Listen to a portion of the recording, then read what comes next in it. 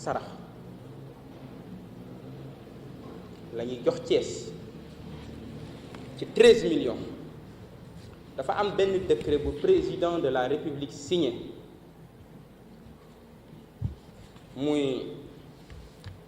le décret numéro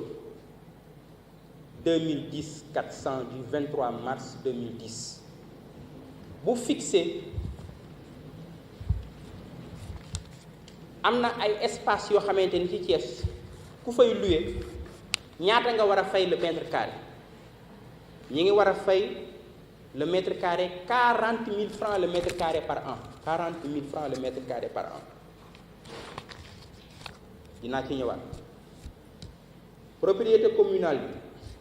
bi mi ngi dugal 13 975 000 francs CFA par an alors que bu fekkoon ñooñu fay nañu li ñu war a fay Thiès dëgg ñu toppatoo mbir moomu la ñu war a fay ñu war ko fay Thiès lu mu néew Thiès waroon na cee gagné 426 520 000 francs 400 millions xool leen 13 millions ba 400 millions ci ay boroomi alal ay sociétés yoo xamante ne ay milliards la ñuy def chiffre d'affaires la ñu ko loué ñu toog ci barab yoon dinaa leen ci jukkil yenn bi ci jiitu mooy Sonatel parce que damay wax ak yéen lu leer da ngeen a war a xam seen dëkk bi fan la toll seen alal fan la toll yan loxo ngeen ko teg ñi ngeen ko teg ci seen loxo ñan lañ ko luye ñiñ ko luye ñaata la ñuy indi ci dëkk bi moo tax ma ciy wax nee naa nag pression bi bëri na ñu bëri ñaañ ma bul wax ci lii ñii ay borom yu doole fii mais kenn mënuma tee wax ku dul suñu yàlla suñu borom lu ma ci góobe gar Thiès jaral na ma ko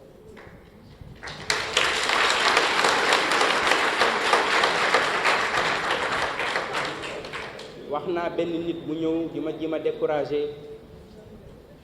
naan ma dëkk bi dafa ba ay boroomi doole ma ne ko sama diggante ak waa Thiès bu ci safara doxoon suñu diggante ma traversé safara bi dama wuti waa Thiès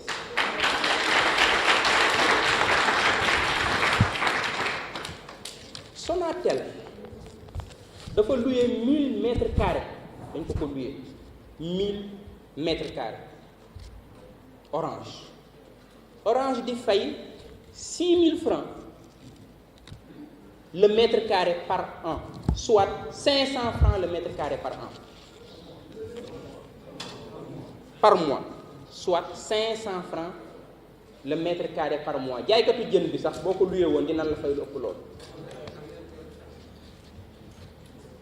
Sonatel moomu di dugal di fay Thiès 6 millions par année 6 millions par année toog ci 1000 mètres carrés 1000 mètres carrés loolu lay tudde sarax bu fekkoon appliqué nañ le décret du président de la République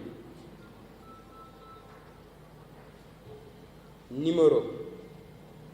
2010-400 du 23 mars 2010 décret boobu fi Sonatel di fayee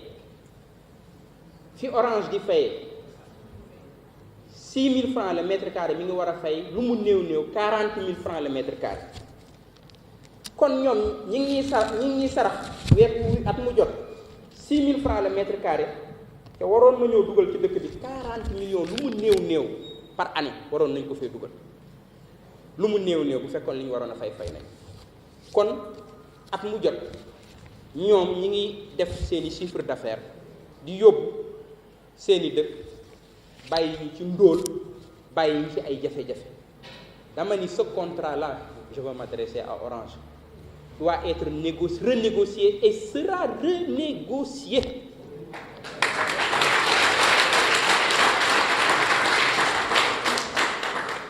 ñun kenn duñu fekk suñu dëkk au cœur de Thiès au cœur de la ville nga occupé 1000 mètres carrés di ñu sarax at mu jot sarax laa wax at mu jot 6 millions francs te pendant ce temps jamono bu ne accident am ci yoon wi ndax yoon wu bon xale waroon a jàngi oto mbëkk ko ndax booba traçage bu baax sax amu fa dëkk bi lëndëm këris agression am fi. Je veux parler à la Sonatel, ce contrat doit être renégocié et ce contrat sera renégocié. Je veux être très clair sur cette question.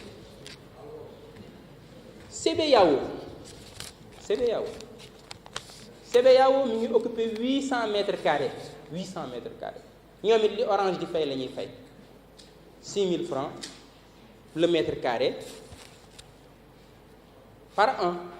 Soit 500 francs le mètre carré par mois